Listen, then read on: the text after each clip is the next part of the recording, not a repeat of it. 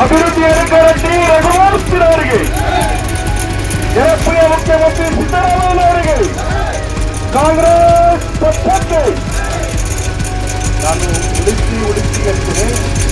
ನೀವು ನರೇಗಾ ಉಳಿಸಿ ಅಂತ ಜೋರಾಗಿ ಹೋಗ್ತಿರಲ್ಲ. ಉಳಿಸಿ ಉಳಿಸಿ ಉಳಿಸಿ. ಕಾಂಗ್ರೆಸ್ ಪಕ್ಷ ಇಡೀ ರಾಜ್ಯಾದ್ಯಂತ ಸಾಂಕೇತಿಕವಾಗಿ ಏನು ನಾವು ಪಾದಯಾತ್ರೆಯನ್ನ ಜನಪ್ರಿಯ ಶಾಸಕರಾಗಿರ್ತಕ್ಕಂಥ ರಘುಮೂರ್ತಿ ಅವರ ಸಾರಥ್ಯದಲ್ಲಿ ಚಳ್ಳಕೆರೆ ಕ್ಷೇತ್ರದಲ್ಲಿ ಹಮ್ಮಿಕೊಂಡಿದ್ದೇವೆ.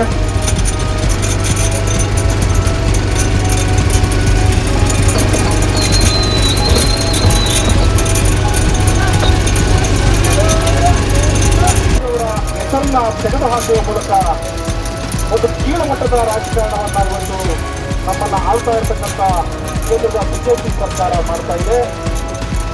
ಇದನ್ನು ಖಂಡಿಸುವ ಈ ದೇಶವನ್ನ ಆಳ್ತಕ್ಕಂಥ ಬಿಜೆಪಿ ನೇತೃತ್ವದ ಮಾನ್ಯ ಶ್ರೀ ನರೇಂದ್ರ ಮೋದಿಯವರ ಸರ್ಕಾರ ಈ ಒಂದು 2005ರಲ್ಲಿ ಡಾಕ್ಟರ್ ಮನಮೋಹನ್ ಸಿಂಗ್ ಅಂತ ಒಬ್ಬ ಪ್ರಾಮಾಣಿಕ ಪ್ರಧಾನಮಂತ್ರಿಗಳಿದ್ದಂತ ಅಧಿಕಾರದಲ್ಲಿದ್ದಂತ ಸಂದರ್ಭದಲ್ಲಿ 2005ರಲ್ಲಿ ಈಗೆಲ್ಲ ಏನು ನಮ್ಮ ಸೈಯದ್ ಅವರು ಮಾತನಾಡಿದ್ರು ಅದಕ್ಕೆ ಪೂರಕವಾಗಿ ಈ ಒಂದು ಆ ಹೆಸರನ್ನ ಮಹಾತ್ಮ ಗಾಂಧಿ ರಾಷ್ಟ್ರೀಯ ಉದ್ಯೋಗ ಭರವಸೆ ಯೋಜನೆ ಅಂತ ಹೇಳಿ 2005ರಲ್ಲಿ ನಾಮಕರಣಗೊಂಡು 25 ವರ್ಷಗಳಿಂದ ಇಡೀ ಭಾರತ ದೇಶದಲ್ಲಿರ್ತಕ್ಕಂಥ ಪ್ರತಿಯೊಂದು ಹಳ್ಳಿಲಿರ್ತಕ್ಕಂಥ ಪ್ರತಿಯೊಂದು ಕುಟುಂಬದಲ್ಲಿ ಯಾರಿಗೆ ಅವಶ್ಯಕತೆ ಇದೆ ಉದ್ಯೋಗ, ಯಾರಿಗೆ ಕೂಲಿ ಅವಶ್ಯಕತೆ ಇದೆ, ಯಾರಿಗೆ ದನದ ಕೊಟ್ಟಿಗೆ ಬೇಕಾಗಿದೆ, ಯಾರಿಗೆ ಕುರಿ ಶೆಡ್ ಬೇಕಾಗಿದೆ, ಯಾರಿಗೆ ಕೃಷಿ ಹೊಂಡ ಬೇಕಾಗಿದೆ, ಯಾರಿಗೆ ಹೊಲದ ರಸ್ತೆ ಬೇಕಾಗಿದೆ, ಯಾರಿಗೆ ಸಂಪರ್ಕ ರಸ್ತೆ ಬೇಕಾಗಿದೆ, ಎಲ್ಲ ಯೋಜನೆಗಳನ್ನ ಮಾಡೋದ್ರ ಮುಖಾಂತರ ಉದ್ಯೋಗವನ್ನು ಕೊಡುವಂತ ಮುಖಾಂತರ ಈ ದೇಶದಲ್ಲಿ ಈ ನಮ್ಮ ರಾಷ್ಟ್ರಪಿತ ಮಹಾತ್ಮ ಗಾಂಧೀಜಿಯವರ ಕನಸನ್ನ ನನಸು ಮಾಡಬೇಕು, ಅವರ ಆಶೆಯನ್ನ ಪೂರೈಸಬೇಕು ಅಂತ ಹೇಳಿ ಈ ಒಂದು ಯೋಜನೆಯನ್ನ 2005ರಲ್ಲಿ ಜಾರಿಗೆ ತಂದಿತ್ತು. ಏನು UPA ಇದ್ದಂತ ಒಂದು ಸಂದರ್ಭದಲ್ಲಿ ಡಾಕ್ಟರ್ ಮನಮೋಹನ್ ಸಿಂಗ್ ಅವರ ಪ್ರಧಾನಮಂತ್ರಿ ಆದಂತಹ ಸಂದರ್ಭದಲ್ಲಿ ಇಂಥ ಯೋಜನೆಯನ್ನ ಮೊನ್ನೆ ಏನು ಡಿಸೆಂಬರ್ 2025 17ನೇ ತಾರೀಕು ಏಕಾಏಕಿ ಯಾವುದೇ ರಾಜ್ಯಗಳ ಮುಖ್ಯಮಂತ್ರಿಗಳ ಜೊತೆಗೆ ಯಾವುದೇ ರಾಜ್ಯದ ಜನಪ್ರತಿನಿಧಿಗಳೊಂದಿಗೆ ಚರ್ಚೆ ಮಾಡಿದೆ.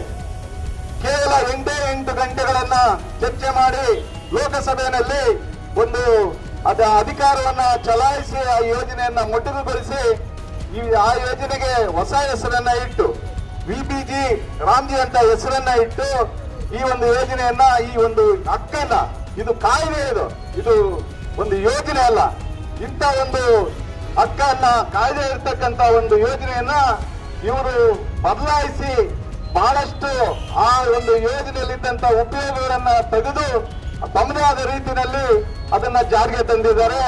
ಅದಕ್ಕೆ ಪ್ರತಿರೋಧವಾಗಿ ಈ ಒಂದು ಕಾರ್ಯಕ್ರಮ ಪಾದಯಾತ್ರೆಯನ್ನ ನಾವು ಇವತ್ತು ದೊಡ್ಡೇರಿ ಗ್ರಾಮದಿಂದ ಮೊದಲುಗೊಂಡು ಉಪ್ಪಾರೆಟ್ಟಿ, ಗಾನಪನಟ್ಟಿ, ದಾಸನಾಯಕನಟ್ಟಿ, ನಗರಮಗೆರೆ ಮುಖಾಂತರ ಸಂಚರಿಸಿ ಈ ಸರ್ಕಲ್ಗೆ ಸುಮಾರು 11 ಕಿಲೋಮೀಟರ್ ಸಂಚರಿಸಿ ನಾವು ಇಲ್ಲಿ ಬಂದಿದ್ದೀವಿ. ಇದರ ಉದ್ದೇಶ ಈಗಾಗಲೇ ನಮ್ಮ ಸೈಯದ್ ಅವರು ಹೇಳಿದಂತೆ ಖಂಡಿತವಾಗ್ಲೂ ಕೂಡ ಇದು ಬಹುಶಃ ನಾವೊಂದು ರಾಜಕೀಯ ಪಕ್ಷ ಆಗಿರ್ಬೋದು, ಆದ್ರೆ ಇದರ ಉದ್ದೇಶ ಭಾರತ ದೇಶದಲ್ಲಿರ್ತಕ್ಕಂಥ ಜನರು, ಉದ್ಯೋಗ ಬಯಸಂತ ಮಹಿಳೆಯರು, ಕಾರ್ಮಿಕರು, ರೈತರು, ಅವರಿಗೆ ಪೂರಕವಾದ ಒಂದು ಯೋಜನೆಯನ್ನ ಇವರು ದಿಕ್ಕು ತಪ್ಪಿಸಿ ಜನರಿಗೆ, ಈಗ ನಮ್ಮ ಸಹೋದರರು ಮಾತಾಡುವಂತ ಸಂದರ್ಭದಲ್ಲಿ ಹೇಳಿದ್ರು ಇದು 150 ದಿವಸದ ಯೋಜನೆ ಇದ್ದಂತ ಯೋಜನೆ ಅಂತ. 100 ದಿನಗಳು ಬದಲಾಗಿ 100 ದಿನಗಳು ಪ್ರತಿಯೊಬ್ಬ ಕುಟುಂಬದಲ್ಲಿ ಭಾರತ ದೇಶದಲ್ಲಿರ್ತಕ್ಕಂಥ ಅವಶ್ಯಕತೆ ಇರ್ತಕ್ಕಂಥ ಕುಟುಂಬಗಳು ಯಾವೆಲ್ಲ ಇದಾವೆ, ಉದ್ಯೋಗ ಬೇಕಾಗಿದೆ ಅವರಿಗೆ, ಕನಿಷ್ಠ ಪಕ್ಷ ಅವ್ರು ಸುಮ್ಮನೆ ಅಪ್ಲಿಕೇಶನ್ ಹಾಕಿದ್ರೆ ಸಾಕು, ಅವರಿಗೆ ಉದ್ಯೋಗ ಬರಂತ ಕೆಲಸ ಇತ್ತು. ಜೊತೆಗೆ ಅವರು ಅವರು NREG ಯೋಜನೆಯಲ್ಲಿ ಮನೆಯನ್ನ ಕಟ್ಕೋಬಹುದು, ಚರಂಡಿ ಕಟ್ಬೋದು, ರಸ್ತೆ ಮಾಡಬಹುದು, ಬೇರೆ ಎಲ್ಲ ಯೋಜನೆಗಳಿತ್ತು. ಅದ್ರ ಜೊತೆಗೆ ಬೇರೆ ಬೇರೆ ಸಂದರ್ಭದಲ್ಲಿ ಬರಗಾಲ ಬಂದಿರಬಹುದು ಅಥವಾ ಕೋವಿಡ್ ಸಂದರ್ಭ ಇರ್ಬೋದು, ಬೇರೆ ಬೇರೆ ಸಂದರ್ಭದಲ್ಲಿ 50 ದಿವಸಗಳನ್ನ ಕೂಡ ಮಾಡಂತ ಅವಕಾಶ ಇತ್ತು. ಈಗ ನಾವು 100 ದಿನ ಇದ್ದಿದ್ದನ್ನ 125 ದಿವಸ ಮಾಡಿದೀವಿ ಅಂತ ಹೇಳಿ ಅದನ್ನ ಜನರನ್ನ ದಿಕ್ತಪ್ಸಂತ ಕೆಲಸ ಈ ಬಿಜೆಪಿ ಸರ್ಕಾರ, ಕೇಂದ್ರ ಸರ್ಕಾರ ಮಾಡ್ತಾ ಇದೆ. ನಾವು ಬೇರೆ ಬೇರೆ ಕಾರಣಗಳಿಗೆ ನಾವು ಜನಪ್ರತಿನಿಧಿಗಳು ಆಗ್ಬೇಕಂತ ಹೇಳಿ ನಾವು ರಾಜಕೀಯ ಪಕ್ಷದಲ್ಲಿ ಸೇರ್ತೀವಿ. ಆದ್ರೆ ನಾವು ಸೇರಂತ ಸಂದರ್ಭದಲ್ಲಿ ಬಹುಶಃ ಎಲ್ಲರೂ ಆಡೋ ಮಾತು ನಾವೇನ್ ಹೇಳ್ತೀವಿ, ವ್ಯಕ್ತಿಗಿನ್ನ ಪಕ್ಷ ದೊಡ್ಡದು, ಪಕ್ಷಕ್ಕಿನ್ನ ದೇಶ ದೊಡ್ಡದು. ಈಗ ಬಡ ಜನರು ಈ ಯೋಜನೆ ಬೇಕು ಅಂತ ಸಂದರ್ಭದಲ್ಲಿ ಇಂಥ ಯೋಜನೆಯನ್ನ ಮೊಟಕುಗೊಳಿಸಿ ರಾಜಕಾರಣಕ್ಕೋಸ್ಕರ ಬೇರೆ ಬೇರೆ ಹೆಸರು ಇರಲಿ. ಈಗಾಗಲೇ ಕಳೆದ 11.5 ವರ್ಷದಿಂದ ಈಗಾಗಲೇ 30 ಯೋಜನೆಗಳನ್ನ ಸುಮಾರು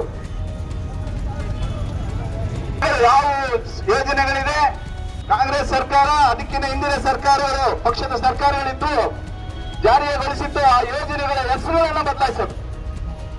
ನಾವು ನಿರ್ಮಲ ಭಾರತ ಯೋಜನೆ ಅಂತ ಇಟ್ಟಿದೆ, ಸ್ವಚ್ಛ ಭಾರತ ನಾವೇ ಸ್ವಚ್ಛ ಮಾಡ್ತಾ ಇದ್ದೀವಿ ಅನ್ನೋ ರೀತಿಯಲ್ಲಿ.